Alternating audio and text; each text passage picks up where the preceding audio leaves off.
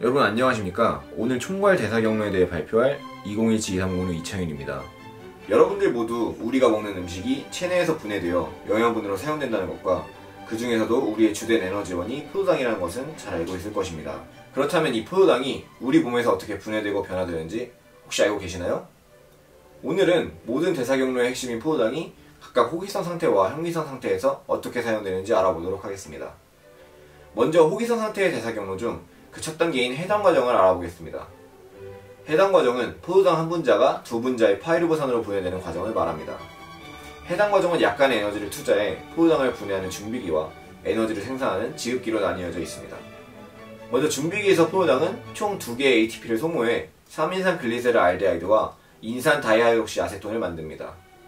이후 지읍기에서 인산 다이하이록시 아세톤이 글리세르 알데하이드로 변환되고 총 2개의 ATP와 2개의 NADH를 생산하며 두 분자의 파이루브산으로 변환이 됩니다. 해당 과정에서 눈여겨봐야 할 물질 중 하나는 바로 유인산 포도당인데요.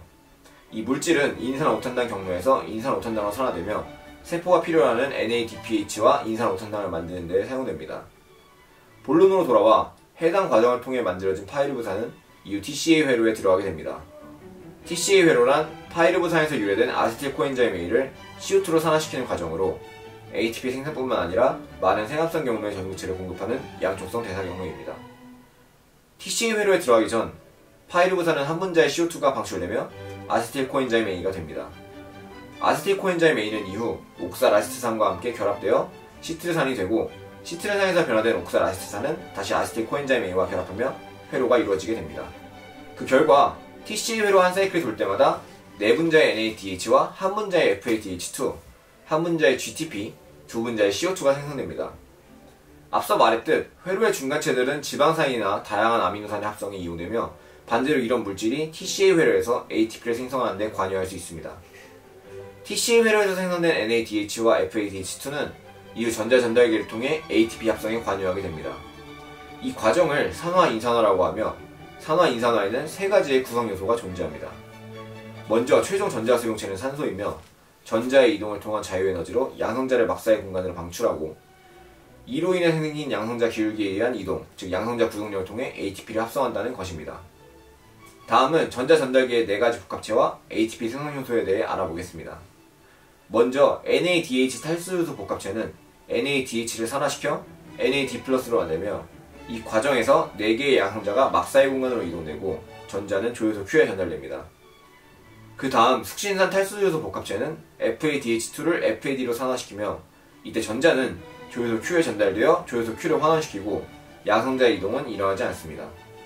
그 후 유비퀴는 시토크롬C 산화환원 요소가 조효소 Q의 전자를 시토크롬C로 이동시키고 이때 4개의 양성자가 막사의 공간으로 이동하게 됩니다.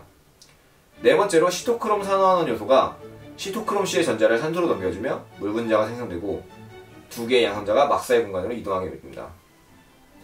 앞의 과정을 통해 막사의 공간은 양성자의 농도가 높아지고 다시 미토콘드리아 안으로 들어오는 힘인 양성자 구동력을 통해 ATP 합성 요소가 ATP를 합성하며 호기성 상태에서의 대사 과정이 완료됩니다. 그렇다면 다음으로 현기성 상태에서 포도당은 어떻게 대사 과정이 진행되는지 알아보도록 하겠습니다. 현기성 상태에서도 마찬가지로 해당 과정은 동일하게 일어납니다. 그러나 산소가 없는 상황에서 파이루브산은 TCA 회로를 통한 산화인산화가 불가능해지고 NADH는 NAD+로 산화가 일어나지 않게 됩니다. 따라서 NADH는 다른 전자 수용체를 사용해 산화하는 발효가 이루어지게 됩니다.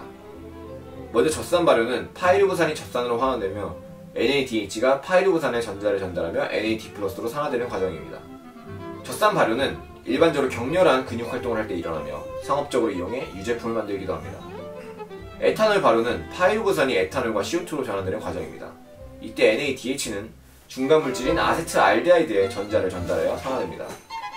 그렇다면 만약 포도당이 없다면 과연 몸에서는 무슨 일이 일어날까요? 포도당이 고갈되면 우리 몸에서는 비탄수화물 전구체로부터 포도당을 합성하는 포도당 신생성이 일어나게 됩니다.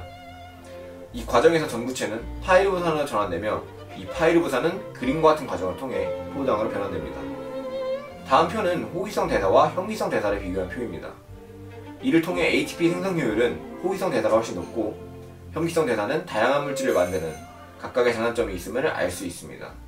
마지막으로 총괄 대사 경로에 대해 정리하자면 경로의 시작은 산소의 유무에 관계없는 해성 과정에서 시작되고 TC의 회로는 당대사뿐만 아니라 아미노산 대사, 지방산 대사 등에도 연관이 되며 호기성 상태에서는 산화적 인산화를, 현기성 상태에서는 발효를 통해 ATP를 합성하고 조효소를 산화시키는 것임을 알려드리며 오늘 발표를 마치겠습니다. 감사합니다.